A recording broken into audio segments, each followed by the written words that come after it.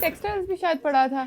मैंने textile design से फिर आर्ट में क्यों? नहीं, टेक्सटाइल डिजाइन ही मैंने किया था। मैंने असल में ट्रेडिशनल प्रैक्टिस में मैंने ब्लॉक प्रिंटिंग को सीखा था, क्योंकि मुझे लगता था कि जैसे बहुत सारे लोगों ने सिंगिंग और इस तरफ जाना शुरू किया। पहले मैं नहीं साहबा के पास गई कि मैं डांस सीखना चाहती हूँ क्लासिकल। 2 दिन मैंने क्लास ली, मैंने सोचा इतने क्राम्स पड़ रहे हैं, मैं नहीं ये करना चाहती मैं छोड़ आई। फिर मैं एनसीए वापस आई, मैंने उनसे कहा मैं ना ढोल बड़ा मुझे पसंद है, मैं ढोल सीखना चाहती हूँ। तो स्टूल पे रख के मैं ढोल बजाती थी, क्योंकि जिस तरह की मेरी हाइट थी वो मुझसे उठाया नहीं जाता था, ना वेट उसका मेरे से कैरी होता था। ढोल की बजा लेती वो मैं बजा लेती बड़ी अच्छी। तो मैंने उनसे कहा नहीं मैं ढोल भी नहीं बजाना चाहती। तो थर्ड पे मैंने रियलाइज किया कि ब्लॉक प्रिंटिंग में मेरा बहुत इंटरेस्ट है, बिकॉज वो भी कलर अटैच्ड है और फिर एक ट्रेडिशनल प्रैक्टिस, क्योंकि मुझे बचपन से याद था हम वो हाथों पे ठप्पे लगाया करते थे। तो वो मुझे लगता है मुझे बहुत मेमोरी अपनी पसंद थी, तो मैंने उससे फिर ब्लॉक प्रिंटिंग सीखी। मैंने उसके कलर्स बनाना भी सीखे, ब्लॉक कार्व करना भी सीखे, और फिर मैंने कुछ चीज़ें वहाँ पे रियाज साहब होते थे जो उस्ताद थे, उनसे मैंने फिर ये सारी चीज़ सीखी। अच्छा, मेरे मुंह पे तो 30 मिनट लगेंगे, अहमद भाई के फेस पे कितना? दूसरे डब्बे चुंगल करके एनजी करना देना तो हो जाए कितना टाइम? बहुत खूबसूरत है, बहुत टाइम लगेगा। ये देखें, वो कह रही हैं कि वो बहुत खूबसूरत है, बहुत टाइम लगेगा। आपकी तस्वीर तो वो 2 मिनट में खत्म कर देंगे। आप बताएं। वैसे मेरी वो पेंट वाले डब्बे से मुंह करके आप ये देखिए, वैसे आयरनी भी चेक करें, आप सब लोग भी नोटिस करिएगा कि रंग इन्होंने भी वही पहना हुआ है, रंग उन्होंने भी वही पहना हुआ है, लेकिन सूट किसको कर रहा है आप लोगों को पता है। मेरे छोटे भाई हैं, मुझे खुशी है कि वो खूबसूरत लग रहे हैं। कोई वो छोटे भाई नहीं, आपकी बिल्कुल शक्ल नहीं मिलती। अपना तो मेरा पूछ लो कौन खूबसूरत लग रहे हैं। अच्छा आप बताइए कौन खूबसूरत लग रहा है? हाँ दोनों प्यारे लग रहे हैं।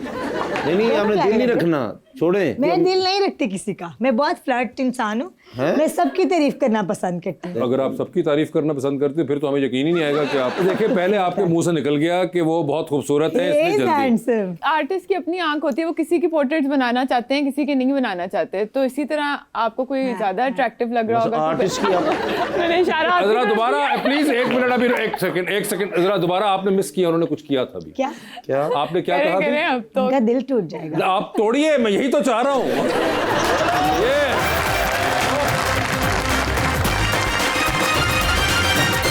वेलकम बैक जी रबानिया। बाकरा, आपने कहा कि ब्लॉक प्रिंटिंग के पैटर्न्स भी आप बनाती थी, तो वो पेंटिंग्स में भी यूज करती हैं? अच्छा, मैंने अपने आप को फोर्सफुली नहीं किया, क्योंकि मैं ऑयल पेंटर हूँ।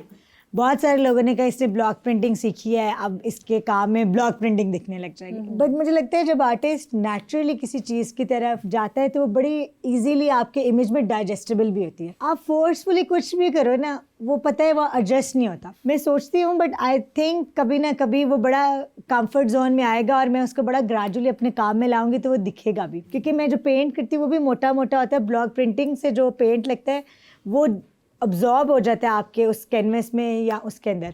तो आई थिंक ये अभी तालमेल मेरा ब्लॉक प्रिंटिंग से नहीं बना, क्योंकि वो थिन होता है और मैं थिक पेंट करती हूँ। लेकिन फाखरा जी, मैं आपके लिए इतनी दुआएं करता रहा आपकी पेंटिंग बिसेल हो, अच्छी बने। आपने उनको कहा खूबसूरत है, तो मेरा तुसी बेड़ा गर्क कर दिया। मैंने आपको कुछ भी नहीं कहा। कुछ नहीं, आपने कुछ भी नहीं कहा, फिर भी सब कुछ कह दिया। आप बहुत तेज है अहमद भाई, आप जितने प्यारे हैं माशाल्लाह।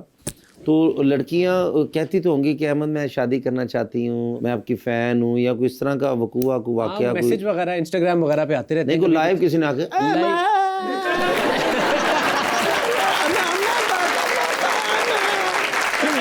होता ना जज्बाती, इस तरह भी करके बताइए ना उनको, जरा देखिएगा।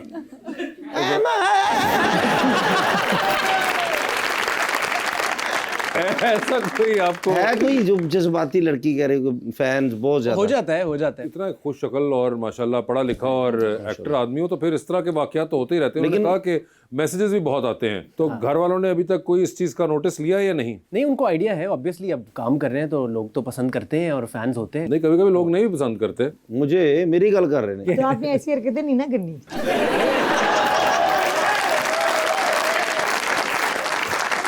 राम भाई की वजह से जिस तरह आपकी जिंदगी में कोई लड़की आएगी जब शादी करेंगे आप, इंशाल्लाह, तो किस तरह की होनी चाहिए? प्यारी कितनी हो? प्यारी तो होनी चाहिए सर। अब प्यारी तो होगी, आप प्यारे हैं वो भी होगी, बिल्कुल, अल्लाह करे। लेकिन वैसे मेरे ख्याल में पर्सनालिटी मैच करना ज़्यादा ज़रूरी है, दिमाग मिलना चाहिए। अब जैसे हम जो काम कर रहे हैं उसमें उतार चढ़ाव होते हैं, कभी अच्छा वक्त भी आता है, कभी बुरा भी आता है। तो आई थिंक फेथ होना सबसे ज़रूरी है कि ये बंदा जो मैंने चूज़ किया है ये कुछ कर लेगा, संभाल लेगा। I think that's important. क्योंकि जैसे नहीं, एक्टर का कोई रिक्वायरमेंट नहीं है। आई वुड प्रेफर कि ना हो, सेम फील्ड आई थिंक कोई इतनी कोई अच्छा और कॉम्बिनेशन। कोई आपकी प्रेफरेंस वाली फील्ड है जो आपको लगता हो कि आई वुड वांट कि कोई एंटरप्रेन्योर या कुछ इस तरह की आर्टिस्ट या कोई हो, अच्छा जो कोई 9 to 5 वाला भी वो काम ना हो, अच्छा घर को भी टाइम दे दें और साथ कुछ अपनी मसरूफियत भी होनी चाहिए। ठीक है, हाँ, ये बड़ा जरूरी है कि वर्किंग इंसान हो। आर्टिस्ट औरतों के लिए उन्होंने अच्छा प्रपोजल अपने लिए बता दिया। हाँ, बहुत सारी आर्टिस्ट औरतों को अच्छा लगेगा ये सुन के। अच्छा, मैंने नैरो डाउन कर दिया वो नैरो डाउन कर दिया आपने, ये बिल्कुल। कोई आपका ऐसा तो नहीं कि आगे फैमिली भी रंधावा होनी चाहिए, जट होने चाहिए, कोई ऐसा? नहीं सर, कई बार होता है लोगों को, ये भी एक बड़ा होता था एक टाइम पे बहुत ज्यादा, नहीं, लेकिन अभी भी होता है, बड़े कोई लोग बहुत कीन। क्या? I got married in a Jat family. अच्छा, और आपकी अपनी प्रेफरेंस थी? somehow हाँ भी, बिकॉज मेरी अम्मा का बड़ा जुनून था, मेरी बड़ी बेटी है, इसकी शादी तो हम जट्टों में ही करेंगे। अच्छा, ठीक है। और जब मेरे हस्बैंड मुझे मिले तो मैंने शुक्र अदा किया कि वो न्यूट्रिशनिस्ट थे और वो पढ़े भी हुए थे। मैंने कहा बस ठीक है, बाकी सब चल जाएगा, मेरी शादी कर देंगे। You are happy with the Jatts now? या आपकी ऑब्जर्वेशन और बढ़ गई है जटों के बारे में? ज्यादा ही रियलिस्टिक हो गई अब। कितने साल हो गए शादी को माशाल्लाह? ये मेरी शादी को 4th ईयर है। माशाल्लाह। और आपके जो हस्बैंड हैं वो कभी आपको कहते हैं कि बहुत फाकरा तुम बोल देती हो बेबाकी से, तो कुछ जरा सोच लिया करो पहले? हाँ, अक्सर चुंडियां काटते हैं, बस करो, अगले की ज्यादा बेइज्जती हो रही है, चुप करो। नहीं, मैं भाई ਨੂੰ शिकायत लवांगे, बाजी ने मेरे ਨਾਲ इंसल्ट की थी मेरी। हाँ, मैंने ऐसा कुछ भी नहीं मैं कहा। उन्हें कोई इलाज करा के फीस नहीं दवांगा, मैं बदला लूंगा। बदला चेक करो जरा। आपने वैसे कभी उनसे डाइट पे टिप्स लिए हैं? अच्छा, जब हमारी शादी हुई थी उससे पहले मुझे डेंगू हो चुका था और फिर कोरोना आया तो कोरोना भी हो चुका कोई था। है जेड़ा ਤੁਹਾਨੂੰ कुछ नहीं होया? पहले मुझे सब कोई चीज समझा दे। तो मैं ऑलरेडी इतनी ज़्यादा अंडरवेट थी कि उन्होंने मुझे देखा हुआ था ऑलरेडी, क्योंकि ये लव मैरिज थी हमारी। तो उन्होंने कहा कि ये क्या कर लिया तुमने शादी से पहले, तुमने वेट कम क्यों किया? मेरी अम्मा कहती बजाय उसे पूछने के कि तुम ठीक हो, उसे पूछ रहे वेट कम क्यों किया। फिर उसके बाद I think he always says कि खाओ जो दिल करे खाओ, बट ग्रेजुअली स्लोली और पोर्शंस में खाओ। तो आई थिंक वो मेरे साथ काम करता है। अच्छा, माशाल्लाह मेरे 2 बच्चे भी हैं। उनको कहना मामू सलाम कह रहे थे। बच्चों को कहने के मामू सलाम करते हैं, मैं अपने हस्बैंड को कहना कि मामू सलाम कह रहे हैं। लेकिन शनाख्ती कार्ड के हिसाब नाल ते हस्बैंड नहीं कहना चाहिए।